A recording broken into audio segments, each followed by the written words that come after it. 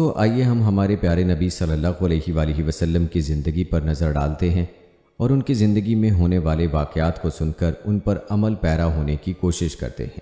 دوستو be be Halima Sadia رضی اللہ تعالی عنہا آپ کی برکتوں کو یوں بیان فرماتی ہیں، میرا قبیلہ بنی سعد قحط میں مبتلا تھا۔ جب میں آپ کو لے کر اپنے قبیلے میں پہنچی تو قحط دور ہو گیا، زمین سرسبز، درخت پھلدار اور جانور موٹے تازے ہو گئے۔ ایک دن میری پڑوسن مجھ سے بولی، اے حلیمہ تیرا گھر ساری رات روشن رہتا ہے، اس کی کیا وجہ ہے؟ میں نے کہا یہ روشنی کسی چراغ کی وجہ سے نہیں بلکہ حضرت محمد صلی اللہ علیہ وآلہ وسلم کے نورانی چہرے کی وجہ سے ہے۔ میرے پاس 7 بکریاں تھیں، میں نے آپ کا مبارک ہاتھ ان بکریوں پر پھیرا تو اس کی برکت سے بکریاں اتنا دودھ دینے لگیں کہ ایک دن کا دودھ 40 دن کے لیے کافی ہو جاتا تھا۔ اتنا ہی نہیں، میری بکریوں میں بھی اتنی برکت ہوئی کہ 7 سے 700 ہو گئیں۔ بچوں کے ساتھ جنگل جاتے اور بکریاں چرایا کرتے تھے۔ ایک دن میرا بیٹا مجھ سے بولا، امی جان حضرت محمد بڑی شان والے ہیں، جس جنگل میں جاتے ہیں ہرا بھرا ہو جاتا ہے، دھوپ میں ایک بادل ان پر سایہ کرتا ہے، ریت پر آپ کے قدم کا نشان نہیں پڑتا، پتھر ان کے پاؤں تلے خمیر یعنی گندے ہوئے آٹے کی طرح نرم ہو جاتا ہے اور اس پر قدم کا نشان بن جاتا ہے، جنگل کے جانور آپ کے قدم چومتے ہیں۔ دوستو حضرت حلیمہ سعدیہ رضی اللہ تعالی عنہا اور ان کا خاندان قدم قدم پر اللہ کے آخری نبی صلی اللہ علیہ وآلہ وسلم کی برکتوں کا مشاہدہ کرتا رہا، ان سے خوب فیض پاتا رہا اور اپنا مقدر سنوارتا رہا۔ دیکھتے ہی دیکھتے 2 سال مکمل ہو گئے۔ حضرت حلیمہ نے آپ کا دودھ چھوڑا دیا اور معاہدے کے مطابق آپ کو آپ کی والدہ حضرت آمنہ رضی اللہ تعالی عنہا کے پاس لے گئیں۔ انہوں نے حسب توفیق حضرت حلیمہ کو انعام و اکرام سے نوازا کہ برکتیں دیکھ کر حضرت حلیمہ کا دل مچلتا کہ آپ مزید ان کے پاس ان کے قبیلے میں رہیں۔ عجیب اتفاق کہ انہی ایام میں مکہ شریف میں ایک وبائی مرض کا دورہ تھا۔ حضرت حلیمہ نے وبائی بیماری سے بچانے کے لیے حضرت آمنہ کو اس بات پر راضی کر لیا کہ وہ حضور کو مزید کچھ مدت کے لیے ان کے قبیلے بھیج دیں۔ یوں حضرت حلیمہ کی دلی مراد بھر آئی، یعنی مقصد پورا ہوا، اور ایک بار پھر بی بی آمنہ کے چاند سے ان کا آنگن روشن ہو گیا اور اللہ کے آخری نبی صلی اللہ علیہ وآلہ وسلم کے وجود مسعود کی بدولت ان کا مکان دوبارہ سے رحمتوں اور برکتوں کی کان بن گیا۔ آپ تقریباً 4 سال تک قبیلہ بنو سعد میں برکتیں لوٹاتے رہے۔ وہاں اپنے اپنی رضائی بہن بھائیوں کے ساتھ بکریاں بھی چرائیں۔ بکریاں چراگاہوں میں لے جا کر ان کی دیکھ بھال کرنا یہ تقریباً تمام انبیاء کرام علیہ السلام کی سنت ہے۔ آپ نے اپنے عمل سے بچپن ہی میں اپنی ایک خصلت نبوت کا اظہار فرما دیا۔ قبیلہ بنو سعد میں پہلا شک صدر ہوا، اس سے گھبرا کر حضرت حلیمہ آپ کو بی بی آمنہ کے پاس لائیں اور ان کے سپرد کر دیا۔ اس کے بعد آپ اپنی والدہ پاک کی آغوش میں پرورش پانے لگے۔ جب آپ صلی اللہ علیہ وآلہ وسلم کی عمر مبارک 6 برس ہو گئی تو آپ صلی اللہ علیہ وآلہ وسلم کی والدہ ماجدہ آپ کو ساتھ لے کر مدینہ شریف میں آپ کے والد کے ننیال سے ملانے گئی۔ اس سفر میں بی بی ام ایمن بھی ساتھ تھیں۔ بی بی ام ایمن آپ کے والد کی کنیز تھیں۔ واپسی پر ابوا کے مقام پر آپ کی والدہ کا انتقال ہو گیا اور وہیں تدفین ہوئی۔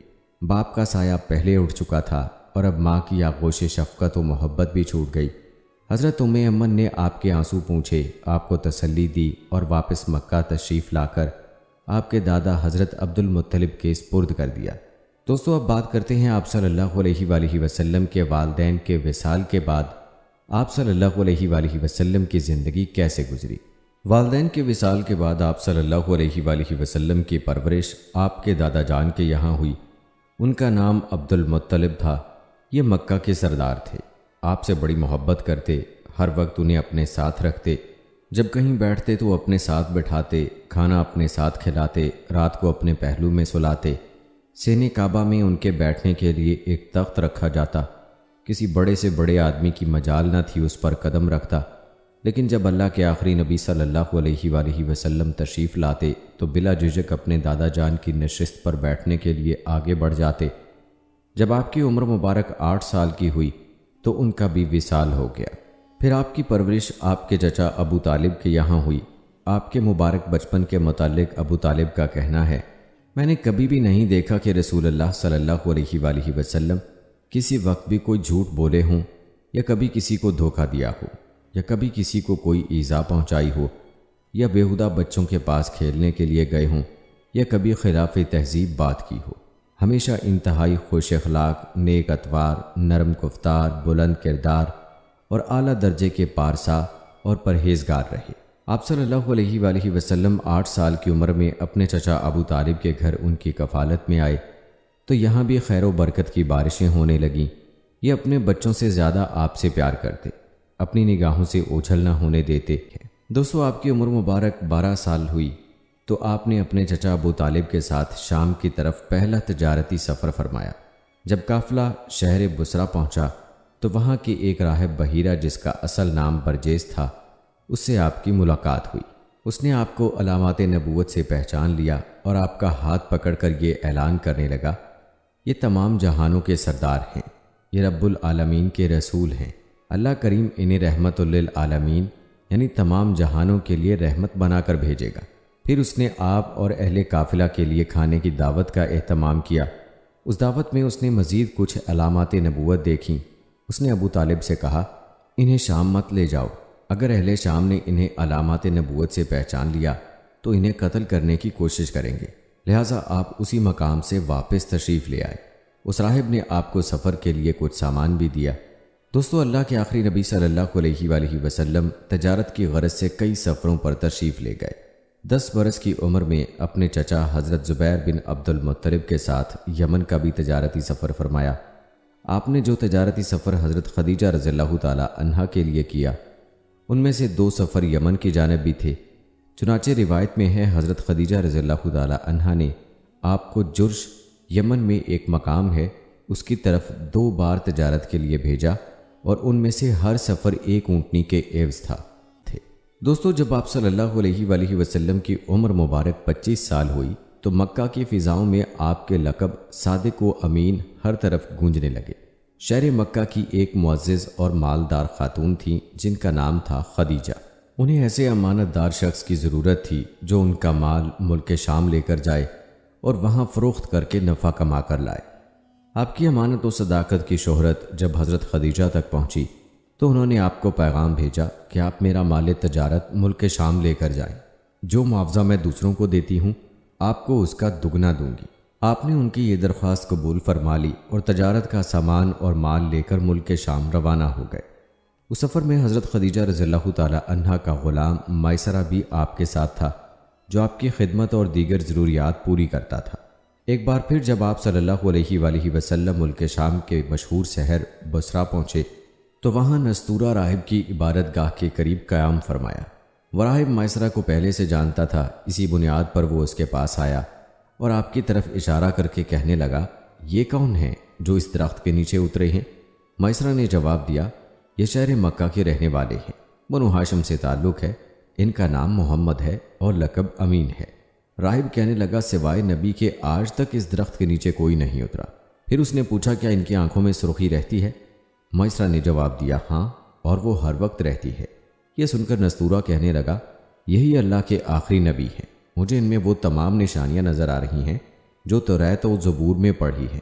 کاش میں اس وقت تک زندہ رہوں جب یہ اپنی نبوت کا اعلان فرمائیں گے۔ اگر میں زندہ رہا تو ان کی بھرپور مدد کروں گا اور ان کی خدمت میں پوری زندگی گزار دیتا۔ اے میسرہ، میں تمہیں نصیحت کرتا ہوں کہ کبھی ان سے جدا مت ہونا، ان کی خدمت کرتے رہنا، کیونکہ اللہ پاک نے انہیں نبوت کا شرف عطا فرمایا ہے۔ آپ سامان تجارت بیچ کر جلد واپس تشریف لے آئے۔ جب آپ کا قافلہ مکہ واپس پہنچا تو اس وقت حضرت بی بی خدیجہ رضی اللہ تعالی عنہا مکان کی چھت پر بیٹھی ہوئی تھیں۔ انہوں نے یہ منظر دیکھا کہ اللہ کے آخری نبی صلی اللہ علیہ وآلہ وسلم پر 2 فرشتے دھوپ سے سایہ کیے ہوئے ہیں۔ اس منظر نے حضرت خدیجہ کے دل پر گہرا اثر کیا۔ کچھ دن کے بعد انہوں نے اپنے غلام میسرہ سے اس بات کا ذکر کیا تو میسرہ نے بتایا کہ میں تو پورے سفر میں اسی طرح کے مناظر دیکھتا رہا ہوں۔ پھر میسرہ نے اس طویل سفر میں آپ کی صداقت و دیانت، حسن سلوک و غمخواری، معاملہ فہمی و کاروباری مہارت کے جو روح پرور مناظر اپنی آنکھوں سے دیکھے وہ بیان کیے۔ نستورہ راہب جس طرح آپ پر فدا ہو گیا تھا اور آپ کے مستقبل کے بارے پیش گوئیاں کی تھیں یہ بتایا۔ یہ سن کر حضرت خدیجہ رضی اللہ تعالی عنہا کے دل میں آپ کے لیے عقیدت و محبت پیدا ہو گئی۔ حضرت خدیجہ رضی اللہ تعالی عنہا مکے کی مالدار اور بہت محترم و معزز خاتون تھیں۔ آپ کا تعلق قبیلہ قریش کی شاخ بنو اسد بن عبدالعزیٰ سے تھا۔ ان کا سلسلہ نسب 3 واسطوں سے رسول اللہ صلی اللہ علیہ وآلہ وسلم سے ملتا ہے۔ اہل مکہ انہیں ان کی پاک دامنی کی وجہ سے طاہرہ یعنی پاک باز کے لقب سے یاد کرتے تھے۔ ان کی عمر اس وقت 40 سال ہو چکی تھی۔ انہوں نے 2 شادیاں کی تھیں اور ان کے دونوں شوہر انتقال کر گئے تھے۔ بڑے امیر و کبیر افراد نے ان کو شادی کے پیغامات بھیجے، لیکن انہوں نے تمام پیغامات کو واپس کر دیا اور یہ طے کر لیا تھا کہ اب نکاح نہیں کریں گی۔ لیکن آپ کے اخلاق، عادات، برکات اور حیرت انگیز واقعات سن کر ان کا دل آپ سے نکاح کی طرف مائل ہوا۔ انہوں نے اللہ کے آخری نبی صلی اللہ علیہ وآلہ وسلم کی پھوپھی حضرت صفیہ کو بلایا۔ حضرت صفیہ بی بی خدیجہ رضی اللہ تعالی عنہا کے بھائی عوام بن خویلد کی بیوی تھیں۔ انہیں بلا کر ان سے آپ کے کچھ ذاتی حالات کے بارے میں معلومات لیں۔ پھر سفر شام سے واپسی کے تقریباً 3 ماہ بعد انہوں نے آپ کی طرف نکاح کا پیغام بھیجا۔ اس رشتے کو پسند کرنے کی وجہ خود حضرت خدیجہ رضی اللہ تعالی عنہا یوں بیان فرماتی ہیں: میں نے آپ کے اچھے اخلاق اور آپ کی سچائی کی وجہ سے آپ کو پسند کیا۔ آپ نے اس درخواست کو اپنے خاندان کے بڑوں اور اپنے چچاؤں کے سامنے رکھا۔ انہوں نے یہ رشتہ منظور کر لیا۔ آپ کا نکاح ہوا، جس میں آپ کے چچا ابو طالب نے خطبہ پڑھا اور اپنے مال سے 20 اونٹ حق مہر مقرر کیا۔ حضرت خدیجہ رضی اللہ تعالی عنہا تقریباً 25 سال تک حضور صلی اللہ علیہ وآلہ وسلم کی خدمت میں رہیں۔ ان کی زندگی میں آپ نے کوئی دوسرا نکاح نہ فرمایا۔ رسول اللہ صلی اللہ علیہ وآلہ وسلم کے ایک فرزند حضرت ابراہیم رضی اللہ تعالی عنہ کے سوا باقی ساری اولاد حضرت خدیجہ رضی اللہ تعالی عنہا سے ہوئی۔ حضرت خدیجہ رضی اللہ تعالی عنہا نے اپنی ساری دولت آپ کے قدموں میں نثار کر دی اور ساری عمر آپ صلی اللہ علیہ وآلہ وسلم کی خدمت میں گزار دی۔ کہ آپ کی شان یہ ہے کہ عرب کے اس گرے ہوئے معاشرے میں بھی آپ کی شرافت، امانت، دیانت اور صداقت کا دور دور تک شہرہ تھا۔ مکہ کے لوگوں کے دلوں میں آپ کے اخلاق کی وجہ سے آپ کی ایک خاص عزت تھی۔ آپ کی عمر مبارک تقریباً 40 سال ہو گئی، لیکن جاہلیت کی تمام بیہودہ، مشرکہ اور جاہلانہ کاموں سے آپ کا دامن پاک رہا۔ شہر مکہ جہاں بت پرستی ایسی عام تھی کہ خود خانہ کعبہ میں 360 بت موجود تھے جن کی پوجا ہوتی تھی، آپ نے کبھی ان بتوں کے آگے سر نہیں جھکایا۔ آپ کی گزاری ہوئی اس زندگی کا کمال تھا کہ اعلان نبوت کے بعد آپ کے دشمنوں نے بڑی کوشش کی کہ کوئی چھوٹا سا عیب آپ کی زندگی کے کسی دور میں مل جائے، کوئی کمزور بات آپ کی اب تک کی زندگی میں ثابت ہو جائے تو اسے سامنے لا کر آپ کی عزت و وقار پر حملہ کیا جائے اور آپ کو لوگوں کے سامنے کمتر ثابت کیا جائے۔ مگر آپ کے ہزاروں دشمن سوچتے سوچتے تھک گئے، لیکن کوئی ایک بھی ایسا واقعہ نہیں مل سکا جس سے آپ کے کردار پر انگلی اٹھاتے۔ اسی لیے جیسے ہی آپ نے اعلان نبوت فرمایا، خوش بخت لوگ آپ کا کلمہ پڑھ کر دل و جان آپ پر قربان کرنے لگے۔ دوستو، جب آپ کی عمر 40 سال کی ہوئی تو آپ کی ذات اقدس میں ایک نیا انقلاب پیدا ہو گیا۔ محبت الہی اور عبادت الہی کا ذوق آپ کو مکی زندگی کی مصروفیات سے نکال کر ایک غار میں لے گیا۔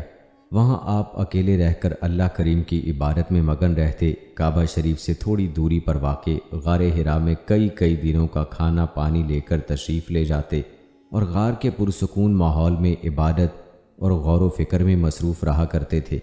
جب کھانا پانی ختم ہوتا تو کبھی گھر خود آ کر لے جاتے اور کبھی حضرت خدیجہ رضی اللہ تعالی عنہا وہاں پہنچا دیا کرتی۔ آج بھی یہ نورانی غار اپنی اصلی حالت میں موجود ہے۔ دوستو، وحی کی ابتدا سچے خوابوں سے ہوئی۔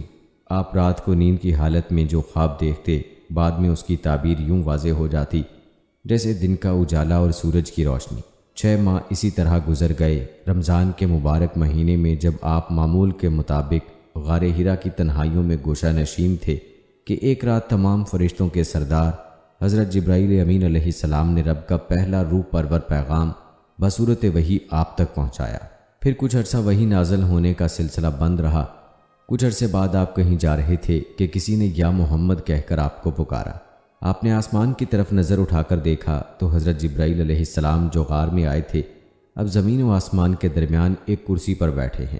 آپ پر پھر خوف طاری ہوا۔ آپ گھر آئے، کمبل اوڑھ کر لیٹ گئے۔ اس وقت سورہ مدثر کی آیت نمبر 1 تا 5 نازل ہوئی، جس کا ترجمہ ہے: اے چادر اوڑھنے والے، کھڑے ہو جاؤ، پھر ڈر سناؤ اور اپنے رب ہی کی بڑائی بیان کرو اور اپنے کپڑے پاک رکھو اور گندگی سے دور رہو۔ اپنے رب کا یہ حکم ملتے ہی آپ نے حق کا علم بلند کرنے اور عالم کو نور توحید سے منور کرنے کا پکا ارادہ فرما لیا۔ اس کے بعد تبلیغ اسلام کا دور شروع ہوا۔ تو دوستو آئیے بات کرتے ہیں تبلیغ اسلام کے آغاز کے پہلے مرحلے کی۔ اللہ کے آخری نبی حضرت محمد صلی اللہ علیہ وآلہ وسلم نے سب سے پہلے خفیہ طور پر ان لوگوں کو دعوت اسلام دی جن پر آپ کو اعتماد بھی تھا اور جو آپ کے حالات سے واقف تھے۔ ان حالات میں عورتوں میں سب سے پہلے حضرت خدیجہ، آزاد مردوں میں حضرت ابو بکر صدیق رضی اللہ تعالی عنہ، لڑکوں میں حضرت علی بن ابی طالب، آزاد کردہ غلاموں میں حضرت زید بن حارثہ اور غلاموں میں حضرت بلال رضی اللہ تعالی عنہم ایمان قبول کیا۔ تبلیغ اسلام کا یہ سلسلہ خفیہ طریقے سے جاری رہا۔ جس طرح پیاسا میٹھے اور ٹھنڈے پانی کی طرف لپکتا ہے، ایسے ہی خوش نصیب روحیں دیوانہ وار اس دعوت حق کو قبول کرنے کے لیے لپکتیں۔ 3 سال کے اس عرصے میں مسلمانوں کی ایک جماعت تیار ہو گئی۔ اس دوران آپ دار ارقم میں بھی رہے اور وہاں مسلمانوں کی تربیت فرماتے رہے۔ دوستو پھر شروع ہوا تبلیغ اسلام کا دوسرا مرحلہ۔ پھر 3 سال بعد سورہ شعراء کی آیت نازل ہوئی جس کا ترجمہ ہے، اور اے محبوب اپنے قریبی رشتہ داروں کو ڈراؤ، جس میں حکم دیا گیا کہ آپ اپنے قریبی خاندان والوں کو بھی دعوت اسلام دیں۔ آپ نے ایک دن صفا پہاڑی کے چوٹی پر چڑھ کر قریش والوں کو بلایا۔ قبیلہ قریش کے تمام لوگ جمع ہو گئے تو اللہ کے آخری نبی حضرت محمد صلی اللہ علیہ وآلہ وسلم نے فرمایا، اے میری قوم، اگر میں تم لوگوں سے یہ کہہ دوں کہ اس پہاڑ کے پیچھے ایک لشکر چھپا ہوا ہے جو تم پر حملہ کرنے والا ہے، تو کیا تم لوگ میری بات کا یقین کر لو گے؟ تو سب لوگوں نے ایک زبان ہو کر کہا، ہاں ہاں، ہم آپ کی بات کا یقین کر لیں گے، کیونکہ ہم نے آپ کو ہمیشہ سچا اور امین پایا ہے۔ آپ نے فرمایا، تو پھر میں یہ کہتا ہوں کہ تم لوگوں کو عذاب الہی سے ڈرا رہا ہوں، اور اگر تم لوگ ایمان نہ لاؤ گے تو تم پر اللہ کا عذاب آئے گا۔ یہ سن کر تمام قریش ناراض ہو کر چلے گئے۔ ان میں آپ کا چچا ابو لہب بھی تھا۔ وہ آپ کی شان میں بدزبانی کرنے لگا۔ آپ نے تو اس گستاخی کا کوئی جواب نہ دیا، لیکن آپ کے رب نے اس کی مذمت میں قرآن پاک کی ایک مکمل صورت نازل فرمائی۔ پھر شروع ہوتا ہے دوستو تبلیغ اسلام کا تیسرا مرحلہ۔ اعلان نبوت کے چوتھے سال سورہ حجر کی آیت نمبر 94 نازل ہوئی جس کا ترجمہ ہے، پس وہ بات اعلانیہ کہہ دو جس کا آپ کو حکم دیا جا رہا ہے اور مشرکوں سے منہ پھیر لو، جس میں اللہ پاک نے حکم فرمایا کہ کلم کھلا سب کو دین کی تبلیغ فرمائیے۔ اس کے بعد رسول کریم صلی اللہ علیہ وآلہ وسلم اعلانیہ طور پر دین اسلام کی تبلیغ فرمانے لگے اور شرک و بت پرستی کی کھلم کھلا برائی بیان فرمانے لگے۔ ایسے ماحول میں تمام قریش بلکہ پورا عرب آپ کی مخالفت کرنے لگا۔ اسلام کی علل اعلان تبلیغ شروع ہوتے ہی ظلم و ستم کے جاسوس آندھیاں چل پڑیں۔ کفار مکہ بنو ہاشم کے انتقام اور جنگ کے خطرے کی وجہ سے اللہ کے آخری نبی صلی اللہ علیہ وآلہ وسلم کو شہید تو نہ کر سکے، لیکن جتنا ہو سکا انہوں نے ظلم و ستم کے پہاڑ توڑے۔ آپ کو کاہن، جادوگر، پاگل، دیوانہ کہتے اور آپ کی شان عظمت نشان میں گستاخانہ جملے بکتے، بپتیاں کستے، کبھی کوڑا کرکٹ اچھالتے تو کبھی دروازہ رحمت پر جانوروں کا خون ڈالتے، کبھی راستوں میں کانٹے بچھاتے تو کبھی بدن انور کو نشانہ بناتے۔ ایک دفعہ جب آپ حرم کعبہ میں سجدہ کر رہے تھے تو اسی حالت میں عقبہ نامی ایک کافر نے مبارک پیٹھ پر ایک اونٹنی کی اوجھڑی ڈال دی۔ کافر یہ منظر دیکھ کر ہنسنے لگے اور خوشی سے باولے ہو رہے تھے۔ پھر حضرت بی بی فاطمہ رضی اللہ تعالی عنہا تشریف لائیں اور اس اوجھڑی کو وہاں سے ہٹایا۔ ایک بار رسول رحمت صلی اللہ علیہ وآلہ وسلم حرم کعبہ میں نماز پڑھ رہے تھے کہ عقبہ نامی ایک کافر نے آپ کے گلے میں چادر ڈال کر پھندا ڈال کر اسے زور سے کھینچا کہ آپ کا دم گھٹنے لگا۔ حضرت ابو بکر صدیق رضی اللہ تعالی عنہ یہ منظر دیکھ کر آگے بڑھے اور اس کافر کو دھکا دے کر ہٹایا۔ بعد میں اللہ کے آخری نبی صلی اللہ علیہ وآلہ وسلم کے ساتھ ساتھ کافروں نے صحابہ کرام پر بھی ظلم و ستم کے پہاڑ توڑے۔ حضرت بلال رضی اللہ تعالی عنہ کے گلے میں رسی باندھ کر بازاروں میں گھسیٹا جاتا، ان کی پیٹھ پر لاٹھیوں کی بارش کی جاتی۔ دوپہر کے وقت تیز دھوپ میں گرم گرم ریت پر ان کو لیٹا کر اتنا بھاری پتھر ان کی چھاتی پر رکھ دیا جاتا تھا کہ ان کی زبان باہر نکل آتی تھی۔ اس حال میں بھی یہ آہد آہد کے نعرے لگاتے تھے، ایسا نہیں تھا کہ صرف مردوں کو ہی ظلم و ستم کا نشانہ بنایا جاتا تھا، بلکہ وہ خواتین جو اسلام قبول کرتیں انہیں بھی تکالیف کا سامنا کرنا پڑتا، اور مکہ کے دوسرے کفار نے یہ اسکیم بنائی کہ اللہ کے آخری نبی صلی اللہ علیہ وآلہ وسلم اور آپ کے خاندان کا مکمل بائیکاٹ کر دیا جائے۔ چنانچہ اس تجویز کے مطابق تمام قبائل قریش نے یہ معاہدہ کیا کہ جب تک بنی ہاشم کے خاندان والے حضور علیہ السلام کو ہمارے حوالے نہ کر دیں، کوئی شخص بنو ہاشم کے خاندان سے شادی بیاہ نہ کرے، کوئی شخص ان لوگوں کے ہاتھ کسی قسم کی خرید و فروخت نہ کرے، کوئی شخص ان لوگوں سے میل جول، سلام کلام اور ملاقات نہ کرے، کوئی شخص ان لوگوں کے پاس کھانے پینے کا کوئی سامان نہ جانے دے۔ منصور بن اکرمہ نے اس معاہدے کو لکھا اور تمام سرداران قریش نے اس پر دستخط کر کے اس دستاویز کو کعبہ کے اندر لٹکا دیا۔ ابو لہب کے سوا تمام بنو ہاشم ابو طالب کی وہ گھاٹی جس کو اب شیب ابی طالب کہتے ہیں، اس میں محصور ہو گئے۔ ان میں غیر مسلم بھی شامل تھے جو صرف اپنے خاندانی تعلق کی وجہ سے آپ کے ساتھ شریک ہوئے۔ 3 سال تک تمام بنو ہاشم اس گھاٹی میں رہے۔ یہ 3 سال کا زمانہ اس قدر سخت تھا کہ بنو ہاشم درختوں کے پتے اور سوکھے چمڑے پکا پکا کر کھاتے تھے۔ بھوک سے بلکتے ہوئے ننھے بچے اس قدر زور زور سے روتے کہ ان کی آوازیں دور دور تک سنائی دیتی، مگر ان سخت دل کافروں نے ہر طرف سے گھاٹی پر پہرا بٹھایا ہوا تھا کہ کھانے پینے کی کوئی شے اندر نہ جائے۔ 3 سال اسی حالت میں گزر گئے تو اللہ کریم نے اپنے حبیب علیہ السلام کو خبر دی کہ اس معاہدے کو دیمک اس طرح چاٹ گئی ہے کہ خدا کے نام کے سوا اس میں کچھ باقی نہیں رہا۔ آپ نے یہ خبر ابو طالب کو دی۔ اس نے کفار قریش کو جا کر کہا، اے گروہ قریش، میرے بھتیجے نے مجھ کو اس طرح خبر دی ہے، تم اپنا معاہدہ لاؤ۔ اگر یہ خبر صحیح نکلی تو تم اس ظلم و ستم سے باز آؤ، اور اگر غلط نکلی تو پھر میں اپنے بھتیجے کو تمہارے حوالے کر دوں گا۔ وہ اس پر راضی ہو گئے، اور جب جا کر دیکھا تو ان کے ہوش اڑ گئے کہ جیسا آپ نے ارشاد فرمایا تھا حرف بحرف اسی طرح معاملہ تھا۔ دوستو، اعلان نبوت کے 10ویں سال جبکہ شیب ابی طالب کے محاصرے کو ختم ہوئے ابھی تھوڑا ہی وقت گزرا تھا، اللہ کے آخری نبی صلی اللہ علیہ وآلہ وسلم کے چچا ابو طالب کا بھی انتقال ہو گیا۔ ابو طالب کی وفات سے آپ کو بہت صدمہ ہوا۔ ابو طالب کی وفات کو 1 ہفتہ بھی نہ گزرا تھا کہ آپ کی زوجہ حضرت خدیجہ رضی اللہ تعالی عنہا بھی دنیا سے پردہ فرما گئی۔ مکہ میں یہ 2 ہستیاں ایسی تھیں جو آپ علیہ السلام کے بہت قریب تھیں۔ قدم قدم پر انہوں نے آپ کی حمایت و مدد کی۔ جب آپ نے کفر و شرک کے تاریک اندھیروں میں توحید کی شمع روشن کی تو کفار نے جو طوفان بدتمیزی برپا کیا، یہ دونوں ہستیاں ہی اس مشکل وقت میں آپ کا سہارا بنی۔ ان کی وفات کے حادثے 1 ہی سال میں بڑی قلیل مدت میں واقع ہوئے، اور آپ کو اس سے بہت رنج و غم ہوا، اس لیے آپ نے اس سال کو غم کا سال یعنی عام الحزن قرار دیا۔ دوستو، حضرت خدیجہ اور حضرت ابو طالب کے انتقال کے بعد کافروں کے ظلم و ستم میں مزید اضافہ ہو گیا۔ ان کے اس رویے کے بعد آپ نے ارادہ فرمایا کہ اگر وہ طائف جا کر دعوت اسلام دیں اور وہاں کے سردار ایمان قبول کر لیتے ہیں تو اس سے مسلمانوں کو قوت اور طاقت ملے گی۔ یہ سوچ کر آپ نے طائف کے سفر کا ارادہ فرمایا۔ آپ طائف کے لیے پیدل سفر پر نکلے۔ آپ کے ساتھ صرف آپ کے غلام حضرت زید بن حارثہ تھے۔ طائف پہنچ کر آپ نے کچھ دن آرام کے بعد وہاں کے سرداروں سے ملاقات کی۔ 3 سردار عبد اللیل اور اس کے 2 بھائی مسعود اور حبیب کو آپ نے اسلام کی دعوت دی، مگر انہوں نے دعوت قبول کرنے کی بجائے نہ صرف آپ کا مذاق اڑایا بلکہ طائف کے بدماش اور شریر لوگ آپ کے پیچھے لگا دیے، جو جلوس کی شکل میں اکٹھے ہو گئے اور آپ کا تعقب کرنے لگے۔